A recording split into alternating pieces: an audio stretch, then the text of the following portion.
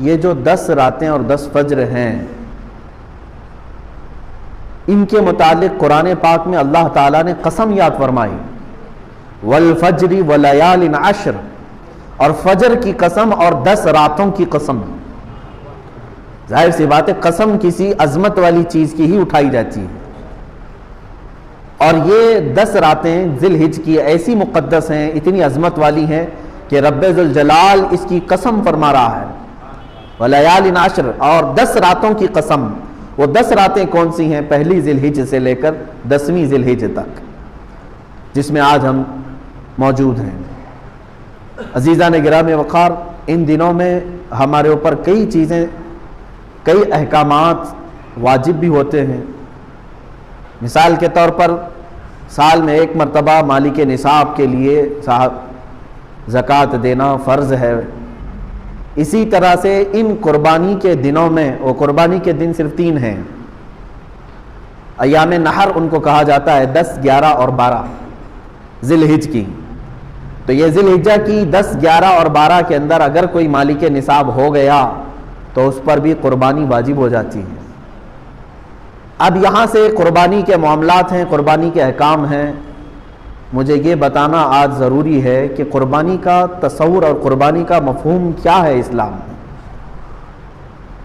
آج اس قربانی کو ہمارے ہندوستان میں کچھ الگ نظر سے بھی دیکھا جانے لگا ہے۔ بات در حقیقت قربانی کی نہیں ہے بلکہ تمہاری عبادات کی ہے۔ یہ تو بہانہ ہے کہ قربانی ہے۔ آج جو حالات ہمیں سننے کو مل رہے ہیں کہ مسلمان لاکھوں جانوروں کو ذبح کرتے ہیں، اس چیز پر پابندی ہونی چاہیے کہ جیوت لائف والے کسی بھی ایک مخلوق کو نہ ذبح کریں، کاٹنے نہ دیں۔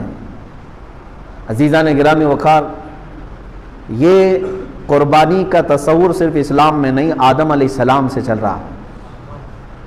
انسان اول کی ابتدا جہاں سے ہے، انہی دنوں سے قربانی کا تصور ہے۔ قرآن پاک میں موجود ہے، 6 پارے میں رب تعالیٰ نے فرمایا، وَاتْلُ عَلَيْهِمْ نَبَأَ بَنِي آدَمَ بِالْحَقِّ اِذْ قَرَّبَا قُرْبَانًا فَتُقُبِّلَ مِنْ أَحَدِهِمَا وَلَمْ يُتَقَبَّلْ مِنَ الْآخَرِ۔ جب آدم علیہ السلام کے دونوں بیٹوں کے درمیان جھگڑا ہو گیا، حابیل اور قابیل کے درمیان، نکاح کے مسئلے کو لے کر، دونوں ایک خاتون سے، ایک ہی عورت سے شادی کرنا چاہتے تھے، تو ان کے متعلق حکم یہ آیا کہ دونوں لوگ اپنی قربانی کریں، اور جس کی قربانی قبول ہو جائے وہ نکاح کر لے اس سے، وہ حق پر ہے۔ تو اس زمانے میں قربانی کا طریقہ یہ تھا کہ وہ اپنے جانور کو ذبح کر کے کسی اونچی جگہ پر، پہاڑ پر یا کھلے میدان میں رکھے، آسمان سے ایک آگ اترتی اور اس قربانی کو اٹھا لے جاتی، یعنی اچانک وہ قربانی کا جانور غائب ہو جاتا، آگ اس کے اوپر آتی، آگ آنے کے بعد جل جانا چاہیے، ختم ہو جانا چاہیے، لیکن اس آگ کے اندر وہ قربانی کا جانور غائب ہو جاتا، تو یہ سمجھا جاتا کہ یہ اس کی قربانی قبول ہو چکی ہے۔ حابیل اور قابیل نے اس زمانے میں قربانی کی۔ حابیل نے ایک مینڈھے کو ذبح کیا اور بلند جگہ پر رکھا، اس کے چھوٹے بھائی قابیل نے بھی، ان کے متعلق یہ ہے کہ وہ کچھ غلہ اناج لا کر کے اس نے رکھا۔ دونوں میں سے آسمان سے آگ آئی تھوڑی دیر کے بعد، اور بڑے بیٹے حابیل کے ذبح کیے ہوئے جانور کو وہ کھا گئی، وہ جانور غائب ہو گیا۔ اس سے اس وقت فیصلہ یہ کیا گیا، یہ پہلی قربانی تھی، دنیا میں سب سے پہلی قربانی تھی۔ آدم علیہ السلام نے حکم فرمایا کہ حابیل حق پر ہے، اس لیے اس کی قربانی قبول ہو گئی۔ قرآن پاک میں تقریباً کئی مقامات پر 1 درجن کے قریب آیتیں قربانی کے متعلق ہی نظر آئیں گی آپ کو کہ قربانی کا مفہوم کیا ہے، اور تقریباً عیسیٰ علیہ السلام تک جتنے انبیاء کرام علیہ السلام آئے، اکثر انبیاء کی امتوں پر بھی قربانی کے احکام واجب ہوئے، لیکن الگ الگ طریقوں سے۔ قرآن پاک میں یہ بھی، الذین قالوا ان اللہ عہد الینا الا نؤمن برسول حتی یأتینا بقربان تأکلہ النار، یعنی کچھ لوگوں نے یہ کہا تھا اس زمانے میں کہ ہم کسی رسول پر ایمان نہیں لائیں گے اس وقت تک جب کہ کوئی قربانی آئے، ہم قربانی کریں اور اس کو آگ کھا لے جائے تو ہمیں سمجھ میں آئے گا کہ حق پر کون ہے۔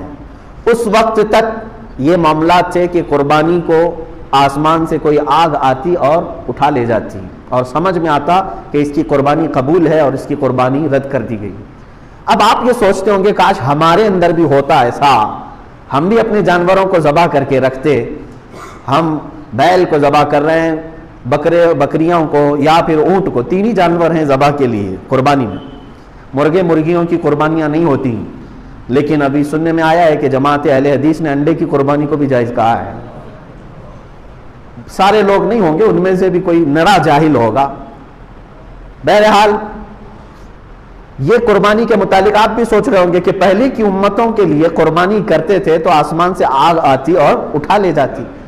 کاش ہمارے اس میں بھی ایسا ہوتا، ہم بھی قربانی کرتے اور رکھتے، آسمان سے کوئی چیز آ کے اٹھا لے جاتی تو ہم سب کو بتاتے کہ دیکھو یہ اللہ کی طرف سے آئی ہے اور قربانی ہماری قبول ہے. عزیزان گرامی وقار، آپ تصویر کا ایک ہی رخ اپنے طرف سے سوچ رہے ہیں. یہ میرے رب ذوالجلال کا احسان ہے امت مصطفیٰ پر. رب ذوالجلال نے امت مصطفیٰ کے عیبوں کو چھپانے کے لیے، اگر میری قربانی قبول نہ ہوتی تو پورے معاشرے میں میرا چہرہ کیا ہوتا. اگر آگ آ کر کے فلاں کی قربانی کو لے گئی اور میری چھوڑ گئی تو سب کے سامنے تو میں رسوا اور ذلیل ہوتا. 4 لوگ سب بتا کر کے کہتے یہ وہ آدمی ہے جس کی قربانی قبول نہیں ہوئی.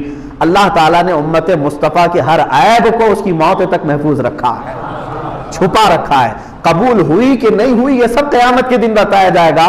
آج معاشرے میں تم سر اونچا کر کے ہی چلو. یہ امت مصطفیٰ صلی اللہ علیہ وسلم پر احسان ہے.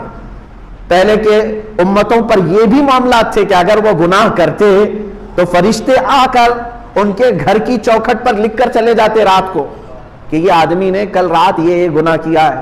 کچھ کی پیشانیوں پر لکھا جاتا تھا کہ یہ فلاں آدمی ہے، اس نے زنا کیا. وہ تحریر لے کر کے کس کے سامنے جاتا تھا.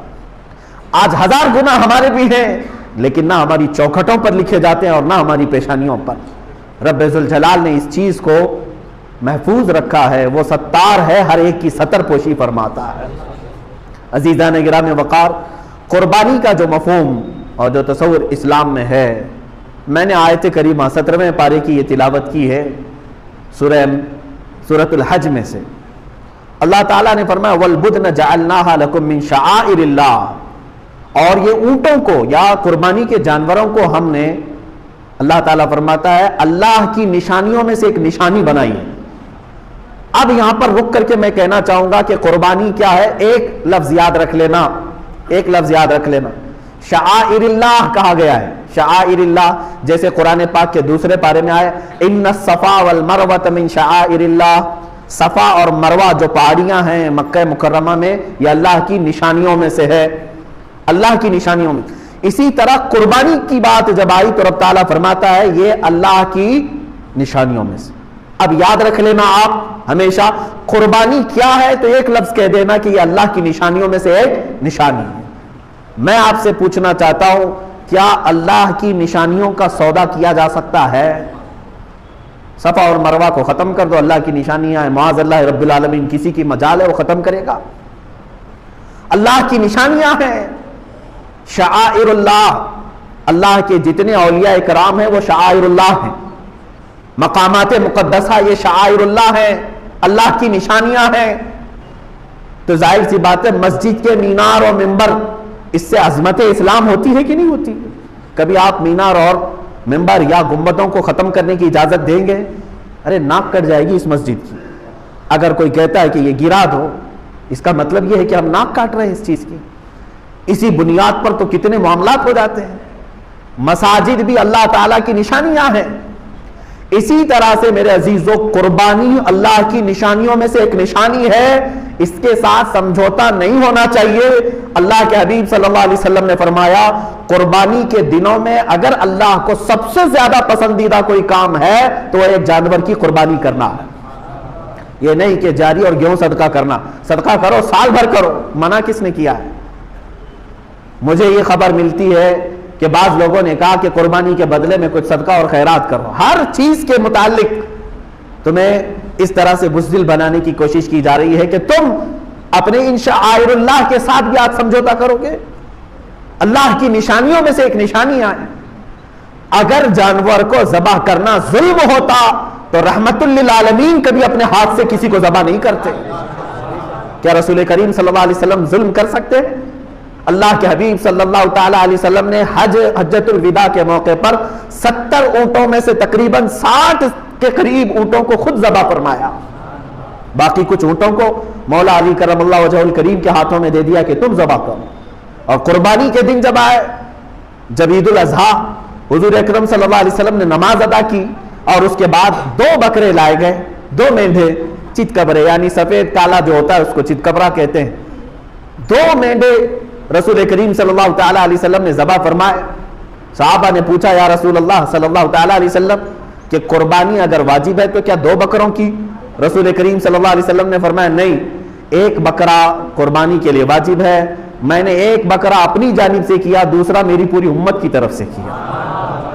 یہ ہے اللہ کے حبیب صلی اللہ تعالیٰ علیہ وسلم کی سنت، جو نہ بھولا ہم غریبوں کو رضا، یاد اس کی اپنی عادت کیجئے، وہ اپنی قربانی میں بھی اپنی امت کو شامل کرتے ہیں، اپنی امت کو شامل کر رہے ہیں۔